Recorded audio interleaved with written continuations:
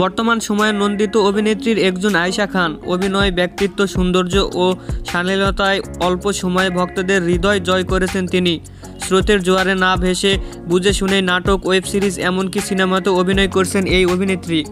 সম্প্রতি একটি সংবাদ সম্মেলনের সেখানে অভিনয় ক্যারিয়ার, শৈশব, প্রেম ও বিয়ের পরিকল্পনা নিয়ে খোলামেলা কথা বলেছেন তিনি।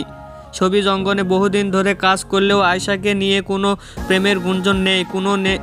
কেন নেই এমন প্রশ্নের জবাবে অভিনেত্রী বলেন, স্কুল লাইফ থেকে আমি খুব রাফ অ্যান্ড টাফ পার্সোনালিটি নিয়ে চলাফেরা করতাম।